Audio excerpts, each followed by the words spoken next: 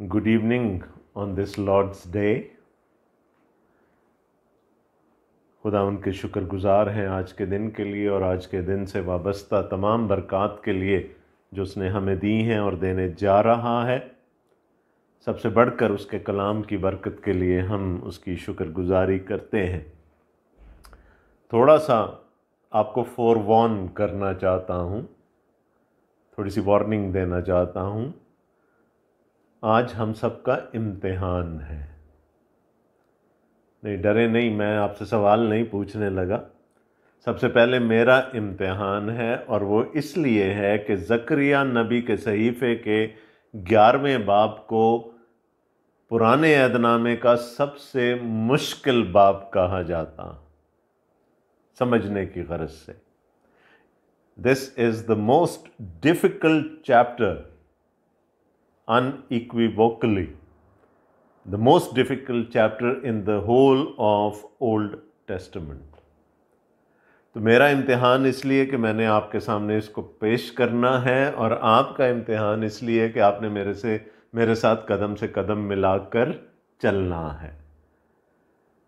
तो इस मुश्किल मैं सुन रहा था जॉन मैकार्थर को और वो कहने लगे कि ये वो बाब है जिस पे सिर्फ सेमिनरी स्टूडेंट्स उस वक्त प्रीच करते हैं जब ये उनको असाइनमेंट के तौर पर दिया जाता है कि आपने इसमें से प्रैक्टिस ऑफ प्रीचिंग करनी है। कहा इसके अलावा कोई इस बाब पर हाथ नहीं डालता। तो हम तो चूँकि स्टडी कर रहे हैं, सीक्वेंशली स्टडी कर रहे हैं इसको, तो हमने तो देखना है। तो आइए पहले इसको पढ़ लेते हैं। ज़करिया नबी का सहीफ़ा, उसका 11वां बाब, Zakaria Chapter 11 starting at verse 1। आए लबनान, तू अपने दरवाज़ों को खोल दे ताकि आग तेरे देवदारों को खा जाए।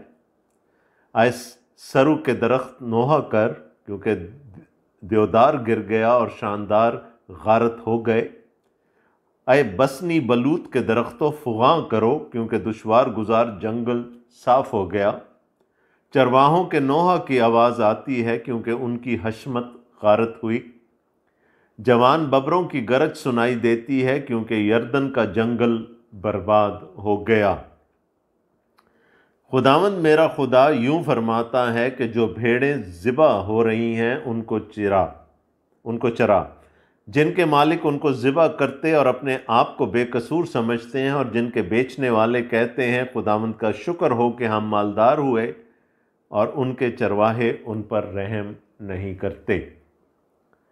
क्योंकि खुदावंद फरमाता है, मैं मुल्क के बाशिंदों पर रहम नहीं करूँगा, बल्कि हर शख्स को उसके हमसाया और उसके बादशाह के हवाले कर दूँगा, और वो मुल्क को तबाह करेंगे और मैं उनको उनके हाथ से नहीं छुड़ाऊँगा। बस मैंने उन भेड़ों को जो ज़िबा हो रही थीं, यानी गल्ला के मस्कीनों को चराया, और मैंने 2 लाठियाँ लीं, एक का नाम फजल रखा और दूसरी का इत्तेहाद, और गल्ला को चराया। और मैंने 1 महीने में 3 चरवाहों को हलाक किया, क्योंकि मेरी जान उनसे बेजार थी और उनके दिल में मुझसे कराहियत थी। तब मैंने कहा कि अब मैं तुमको ना चराऊँगा, मरने वाला मर जाए और हलाक होने वाला हलाक हो, और बाकी एक दूसरे का गोश्त खाएं। तब मैंने फजल नामी लाठी को लिया और उसे काट डाला कि अपने अहद को जो मैंने सब लोगों से बांधा था मनसूख करूं, और वो उसी दिन मनसूख हो गया।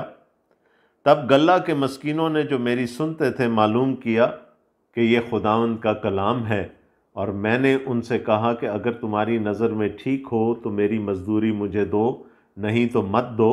और उन्होंने मेरी मजदूरी के लिए 30 रुपये तोल कर दिए।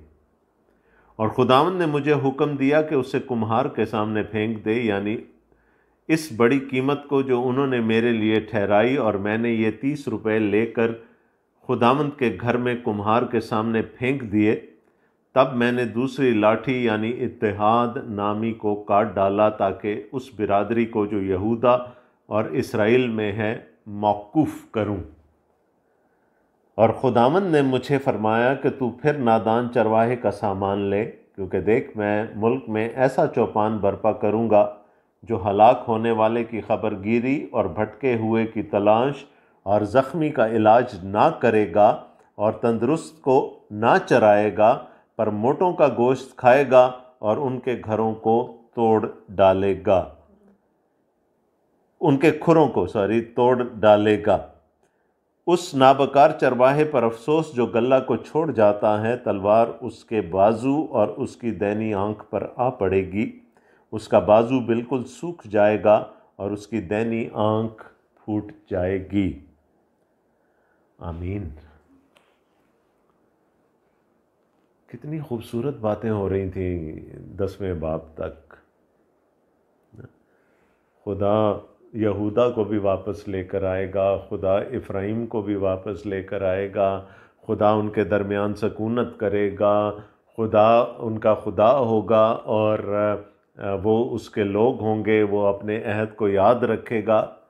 बड़े खूबसूरत वादे हो रहे थे और मसीह का ज़िक्र कई हवालों से बीच में आ रहा था कि खुदा का मसीह आकर उसकी सल्तनत को कायम करेगा, और फिर और बहुत सारे खूबसूरत चीज़ें हम देख रहे थे और तसल्ली थी। There was consolation for those downtrodden people until chapter 10। आपको याद है ना कि ये वो लोग हैं जो कि बाबल से वापस आए हैं, इनका कोई पुरसान हाल नहीं है, ये खुदा की हैकल बना रहे हैं, जिसका दिल चाहता है इन पर चढ़ दौड़ता है। खुदा उनकी हौसला अफजाई करता आ रहा था।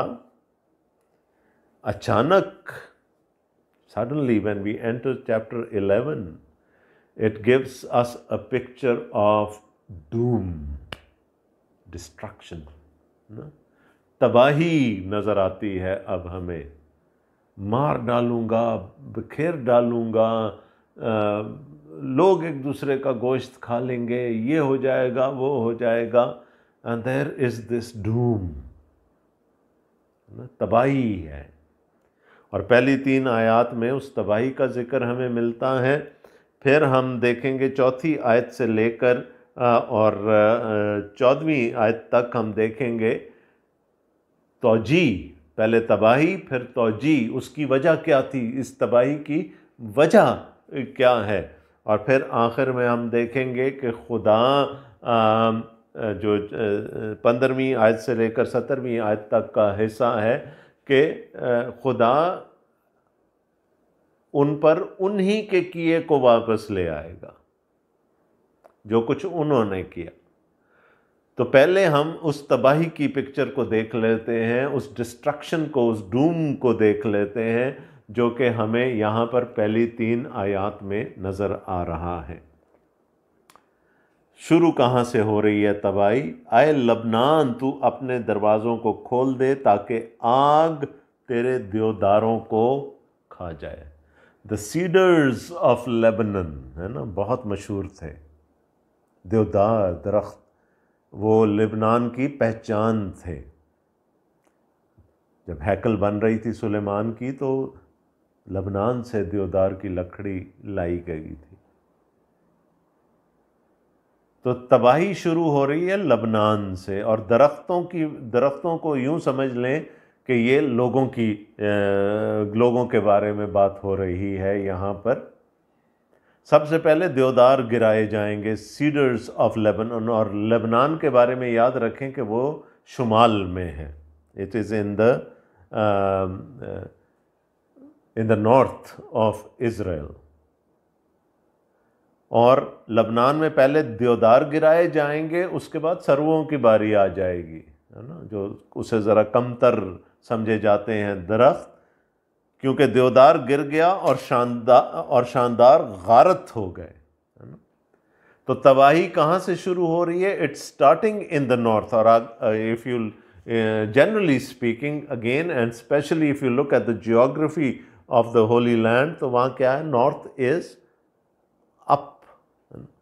और जनरली भी हम देखते हैं कि शुमाल में पहाड़ होते हैं, शुमाली इलाका जात जो होते हैं वो ऊंचाई पर होते हैं, और as you come to south तो फिर वहाँ पर वो आप निचाई की तरफ चले जाते हैं। अब आप देख लीजिए कराची, और अपने नॉर्थ को देख लें और साउथ में कराची को देख लें, जो कि बिल्कुल सतह समंदर पर है।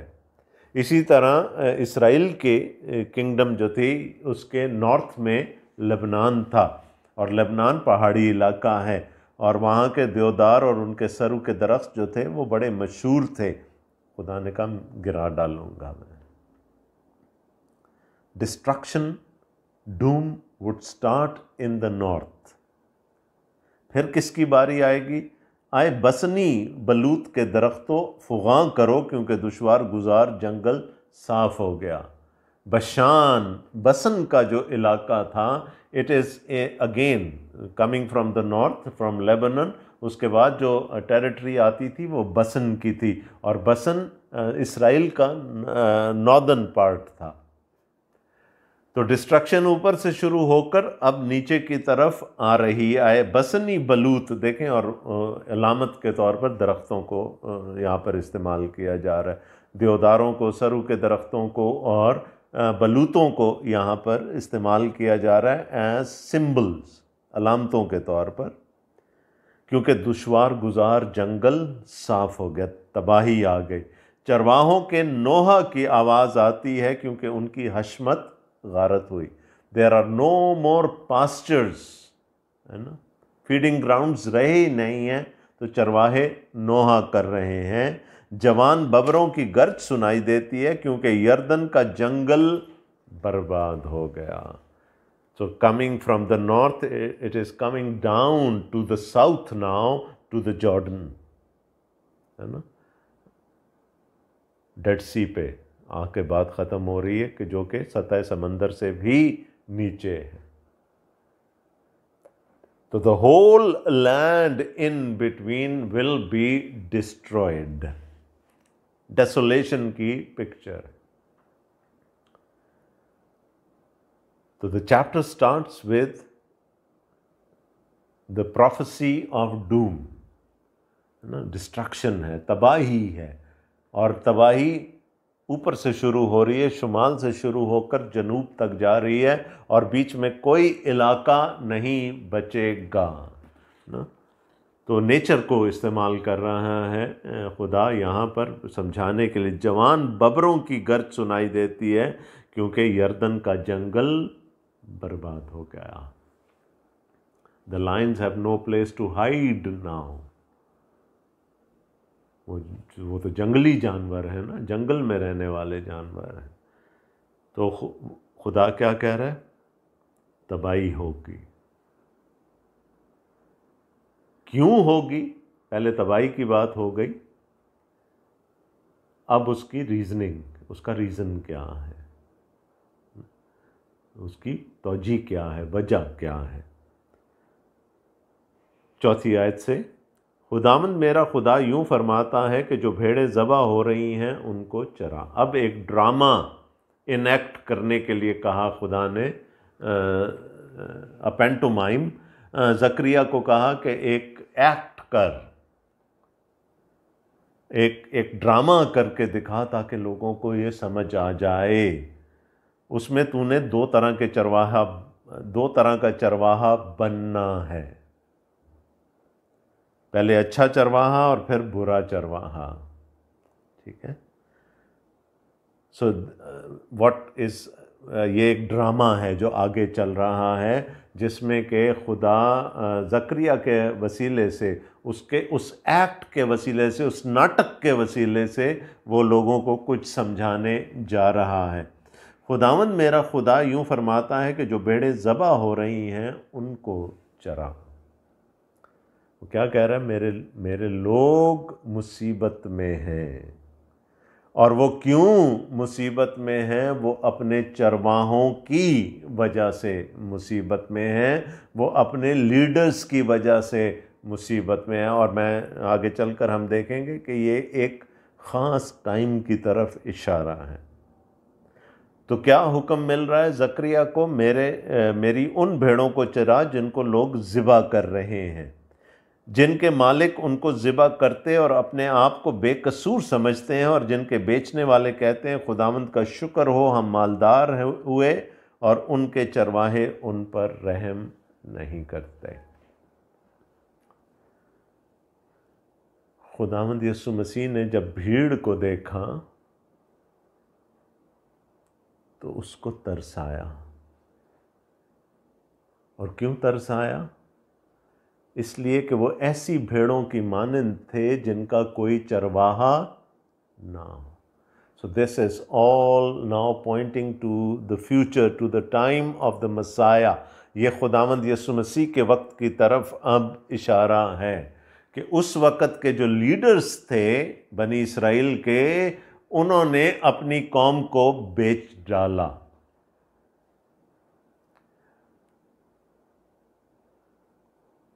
क्या लिखा है यहाँ पर? It's very graphic, it's very very chilling. अगर आप देखें, जिनके मालिक उनको ज़िबा करते और अपने आप को बेकसूर समझते हैं, और जिनके बेचने वाले कहते हैं खुदावंद का शुक्र हो कि हम मालदार हुए, और उनके चरवाहे उन पर रहम नहीं करते।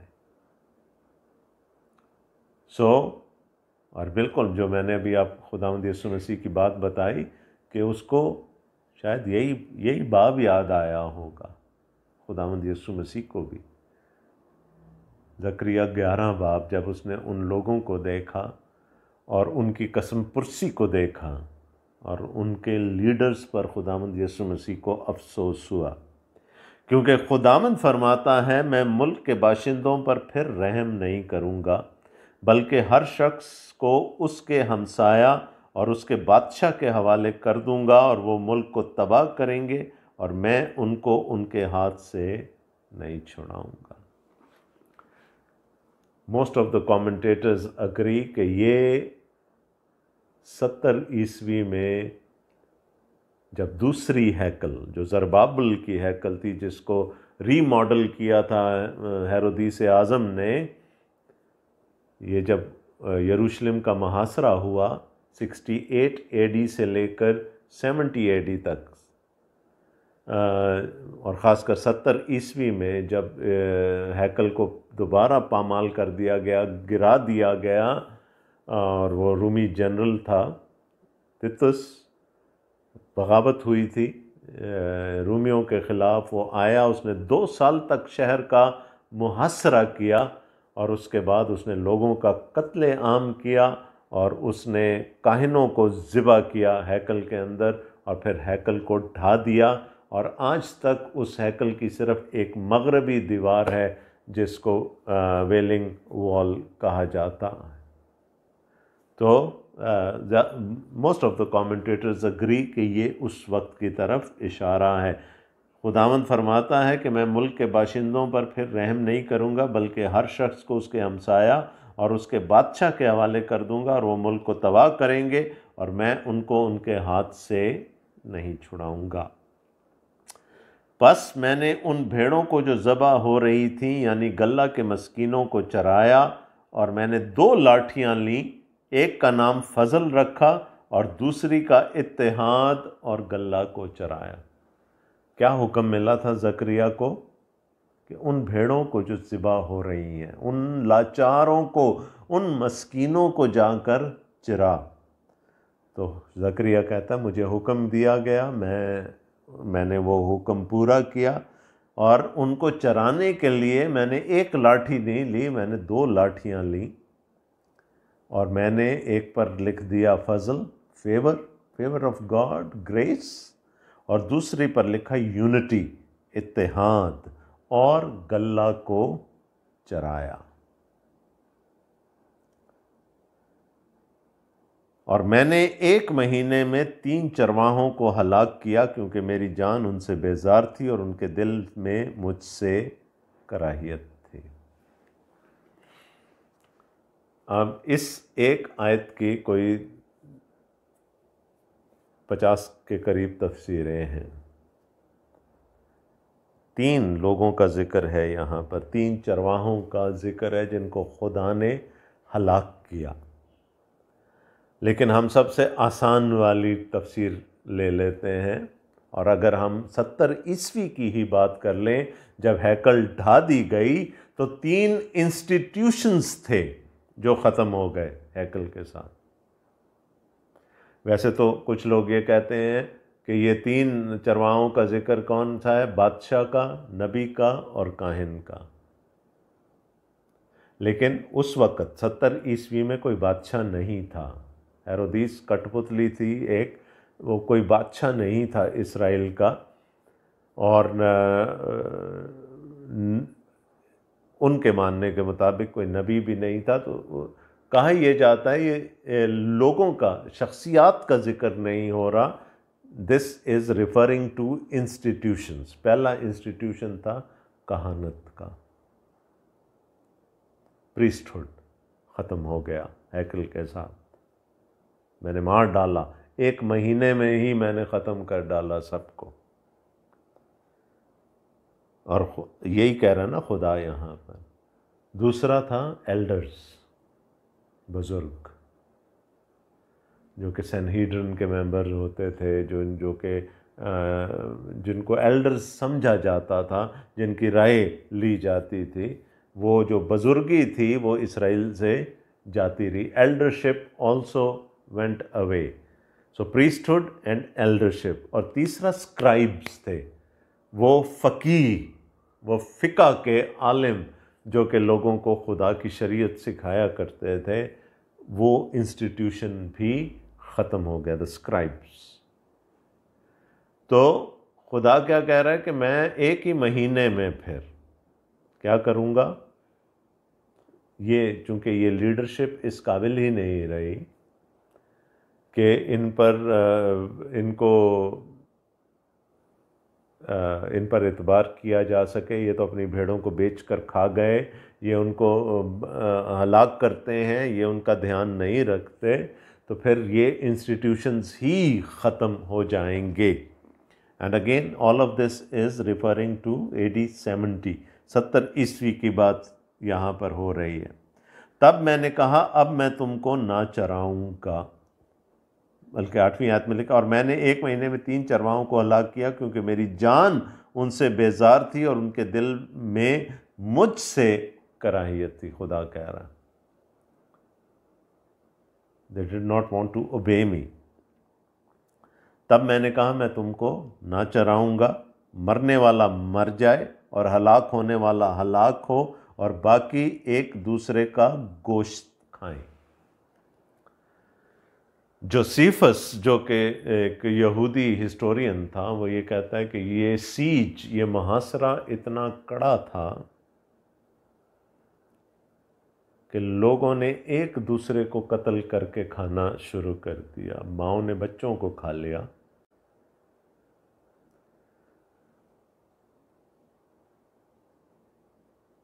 और कैनिबलिज्म नज़र। और जोसेफस ये भी लिखता है कि इतने लोगों को तितस ने नहीं मारा था, उसकी फ़ौज ने नहीं मारा था इतने यहूदियों को, जितना यहूदियों ने एक दूसरे को मार डाला था उन दिनों, क्योंकि मुहासरा था, सीज थी। They did not have anything to eat. Picture देख लें, बिल्कुल फिट हो रही है जाकर 70 ईस्वी में जो कुछ हुआ। और खुदा क्या कह रहा है? मरने वाला मर जाए। उस वक़्त लोग उम्मीद करते थे ना कि खुदा हमें आकर बचा ले, और हलाक होने वाला हलाक हो, और बाकी एक दूसरे का गोश्त खाएं। तब मैंने फजल नामी लाठी को लिया और उसे काट डाला, और अपने अहद को जो मैंने सब लोगों से बांधा था अपने अहद को जो मैंने सब लोगों से बांधा था मनसूख करूं, और वो उसी दिन मनसूख हो गया।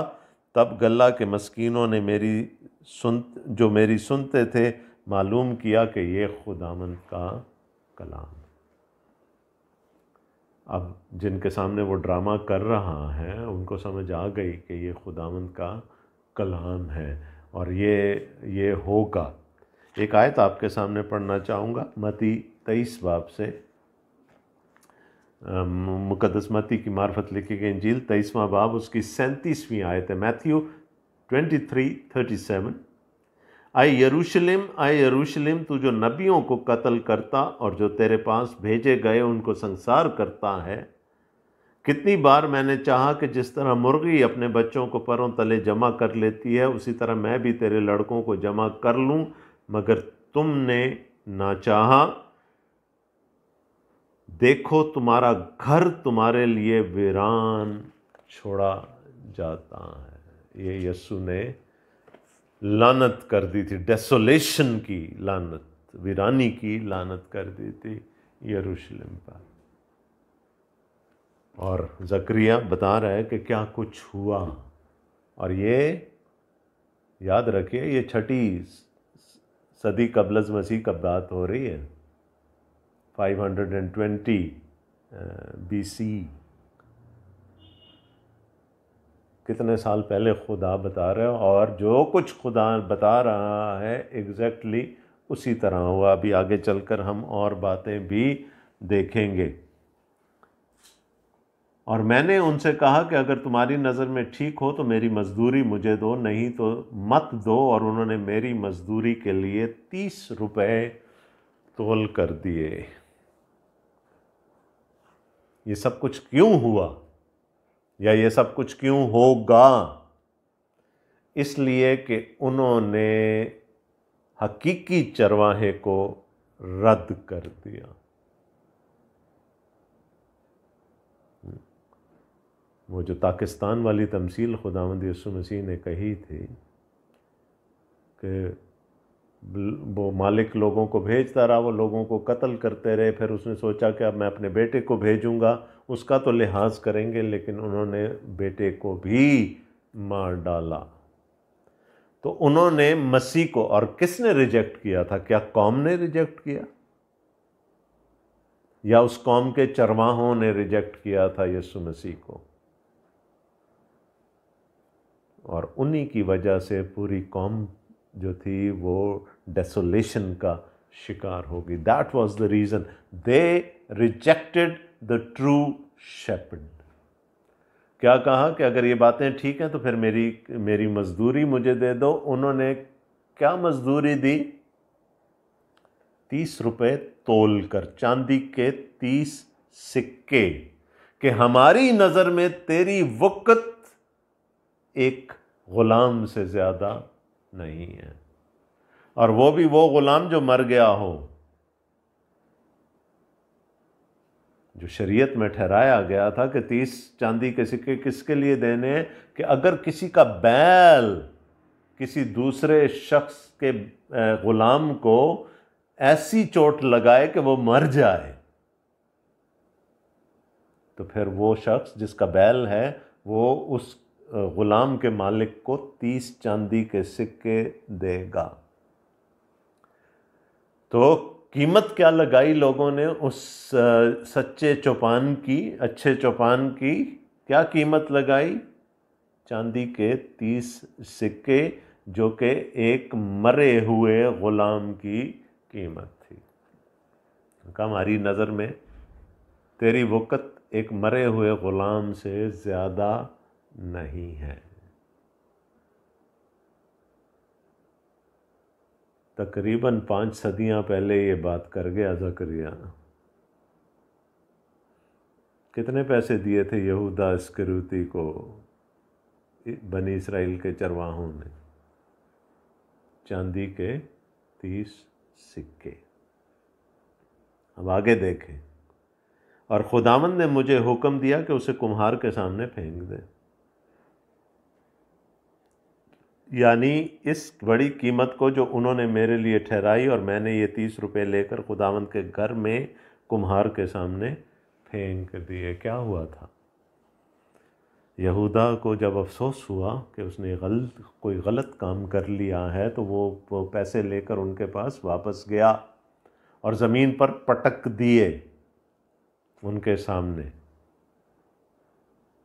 और उन्होंने उन पैसों से जाकर कुम्हार का खेत खरीद लिया।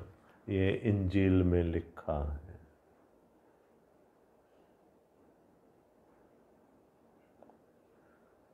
अमेजिंग है ना? Wow, a big wow. कैसे एक एक चीज़ पहले से बयान कर दी गई। And it was a mime, it was a Tableau, it was a drama that was being enacted bye Zakaria at that time. खुदावंद के घर में कुम्हार के सामने फेंक दिए। तब मैंने दूसरी लाठी यानी इत्तेहाद नामी को काट डाला, ताकि उस बिरादरी को जो यहूदा और इसराइल में है मौकूफ़ कर दूं। फजल पहले जाता रहा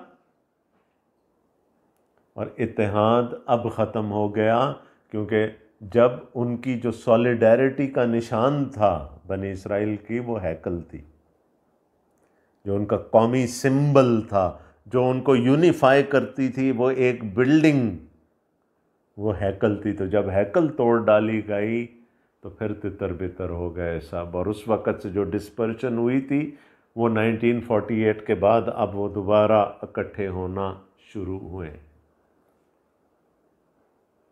क्यों?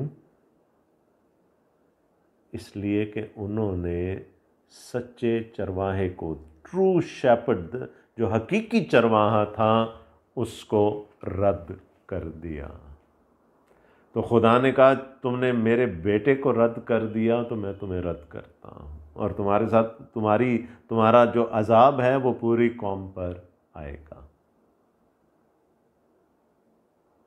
सो they rejected the Messiah, God sent Messiah and God rejected them. फिर जो मरता है मर जाए, जो तितर बितर होता है हो जाए, एक दूसरे का गोश्त खा लो, ख़त्म हो जाओ।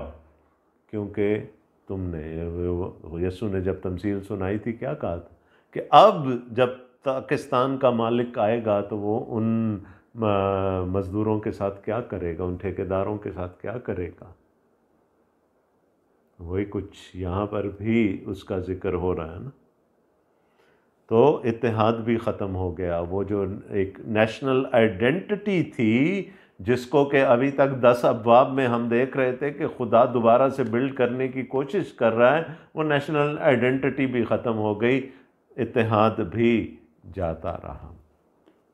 Now as a consequence of that, अब आगे 14वीं आयत में उसका जो नतीजा है, पहले हमने तबाही देखी, फिर उसकी वजह देखी, अब उसका नतीजा देख रहे हैं क्या होगा। और खुदावंद ने मुझे फरमाया कि तू फिर नादान चरवाहे का सामान ले। पहले तो अच्छा चरवाहा बन और उनको जो ज़िबा हो रहे हैं उनकी गल्लाबानी कर। अब क्या है? अब नादान चरवाहे का सामान ले, क्योंकि देख मैं मुल्क में ऐसा चौपान बर्पा करूँगा जो हलाक होने वाले की खबरगिरी और भटके हुए की तलाश और ज़ख्मी का इलाज ना करेगा और तंदुरुस्त को ना चराएगा, पर मोटों का गोश्त खाएगा और उनके खुरों को तोड़ डालेगा। I will impose shepherds upon them, जो मेरी तरफ से होंगे, मेरे एजेंट्स होंगे, लेकिन वो फिर उनको छठी का दूध याद दिला देंगे। Most of the commentators believe कि रोमन एम्पायर की तरफ ये जिक्र है, क्योंकि रोमियों के हाथों यहूदियों ने बड़े दुख, बनी इसराइल ने बहुत दुख काटे थे।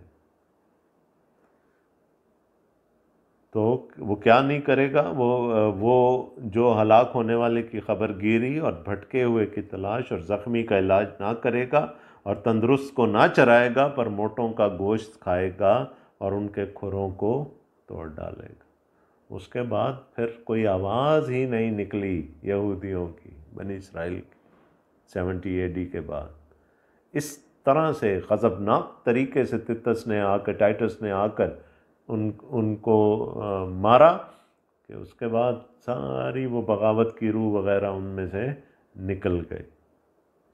उस नाबकार चरवाहे पर अफसोस जो गल्ला को छोड़ जाता है, तलवार उसके बाजू और उसके दैनी आँख पर आ पड़ेगी। उसका बाजू बिल्कुल सूख जाएगा और उसकी दैनी आँख फूट जाएगी।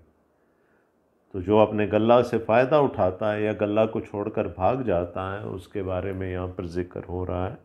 तलवार उसके बाजू और उसकी दैनी आँख पर आ पड़ेगी, उसका बाजू बिल्कुल सूख जाएगा और उसकी दैनी आँख फूट जाएगी। सो देयर इज़ जजमेंट, ये अदालत है।